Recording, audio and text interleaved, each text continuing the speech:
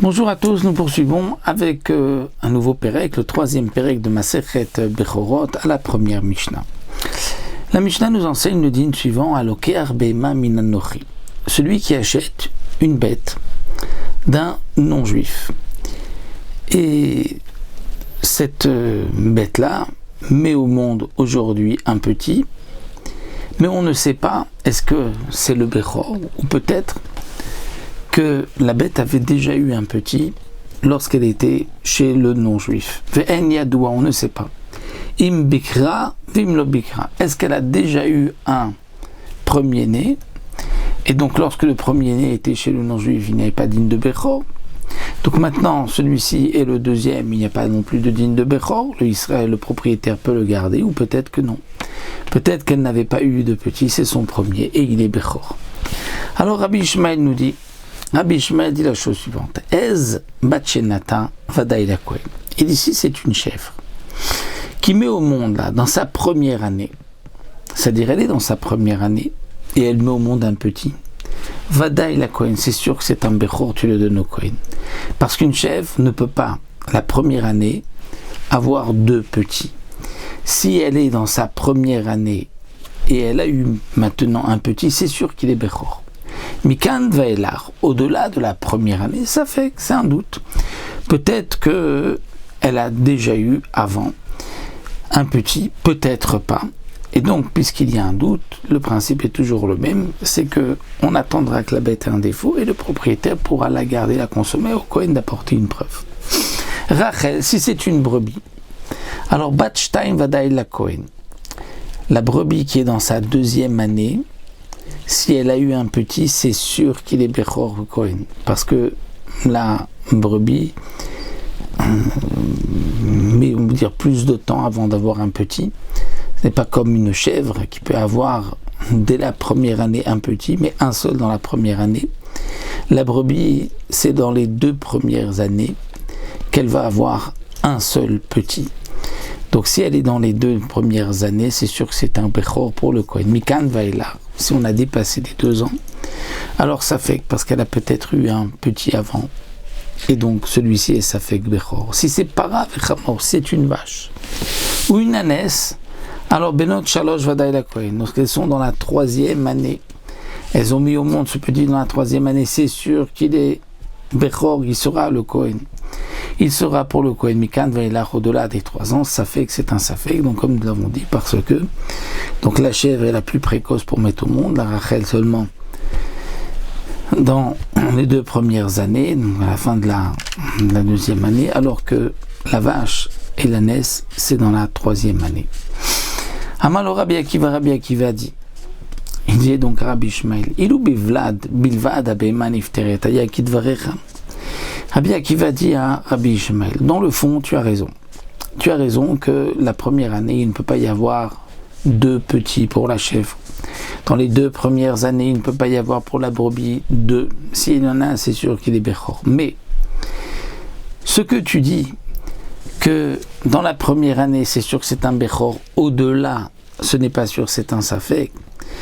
Ceci est valable si Bivlad, Bilvad, Abema, c'est-à-dire que si la Behema est dispensée du Bechor, c'est-à-dire que le prochain ne sera pas Bechor, seulement si elle a mis au monde un premier qui est vivant, c'est seulement dans ce cas-là que le prochain ne sera pas Bechor.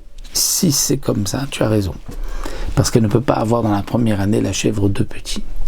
Mais, donc il dit, Ayakit Varecha, là ce que tu as dit aurait été juste. Elle a, mais Amour, les Chachamim m'ont dit que même si la bête, la chèvre, a peut-être fait une fausse couche avant, et que donc dans la première année, elle va avoir un petit, ce n'est pas si évident, ce n'est pas sûr que c'est son Bechor. Peut-être qu'il y a eu avant un début et elle a fait une fausse couche, puisque les Chachamim m'ont dit Siman avalad bibema daka tinouf.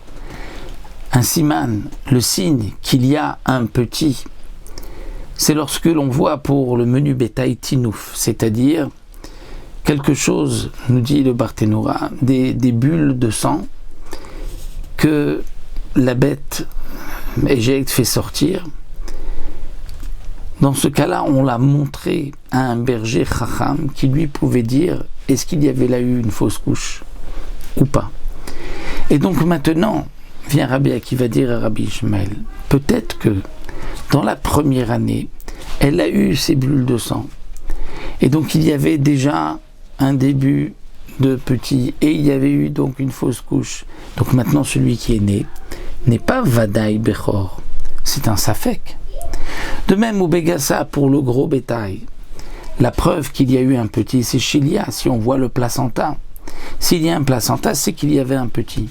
Peut-être que là aussi, il y a eu un placenta qui est sorti dans les 3 premières années, la première, deuxième année, dans la deuxième année, peut-être que maintenant, elle a mis au monde donc un deuxième, en vérité, qui n'est pas Bechor, puisqu'elle a déjà été dispensée de Bechor lorsque le placenta est sorti. De même pour la femme, Baïcha, Shapir Veshilia, si une femme fait une fausse couche et qu'il y a Shapir, c'est-à-dire c'est un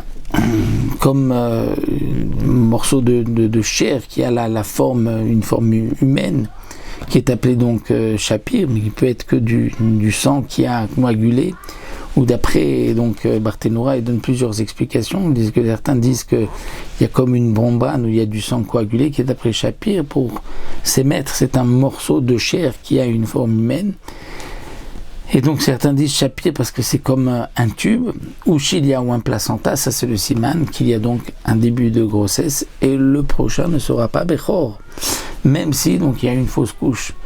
Donc pour Rabbi Akiva, même lorsque la vache a mis au monde dans la 3e année un petit, ce n'est pas sûr qu'il est Bechor. De même pour la chèvre dans la première année. Donc Zéaklal, voici la règle, va nous dire maintenant la Mishnah. Lorsqu'on est sûr qu'elle a déjà mis au monde un petit, alors le Kohen n'a rien, puisqu'il y a déjà eu un Bechor, donc celui-ci n'est pas Bechor. Il restera la propriété du Israël qui pourra le consommer sans défaut. Mais si la bête n'a pas eu encore de petit, n'a pas mis au monde, alors le Kohen, le premier qui naît, sera pour le Kohen. Il fait que s'il y a un doute, il sera consommé lorsque la bête aura un défaut, mais par le propriétaire, puisque le Kohen devra à ce moment-là apporter une preuve que c'est un Bechor et qu'il n'y avait pas eu de fausse couche avant. Donc lorsqu'on a un Safek, on dira, on attend qu'elle ait un défaut, et le propriétaire, que le Bechor ait un défaut, le petit ait un défaut, et le propriétaire gardera la bête. Rabbi Eliezer ben Yaakov nous dit Be'ema gassa sheshaf'a haradam. Rabbi Eliezer ben Yaakov vient nous enseigner un autre din. Nous avons Be'ema gassa, le gros bétail, donc une vache qui n'a jamais mis au monde. Et pourtant, shaf'a haradam, on voit qu'elle a fait sortir un morceau de sang, comme Harara, c'est-à-dire comme un morceau de gâteau, c'est-à-dire comme un morceau conséquent, important. Et donc ce sang-là, on considère que c'est un petit qui s'est dissous, décomposé. Alors à réseau Tikaber, on prendra ce morceau de sang et on va l'enterrer pour montrer à tout le monde que ça y est, cette bête a eu un Bechor.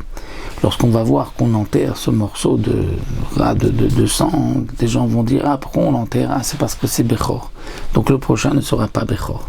À raison du Kaber, elle sera dispensée de la Prora pour les petits à venir, puisqu'on considère que c'était donc une fausse couche qui donc est le Bechor et la dispense dorénavant de la Bechora.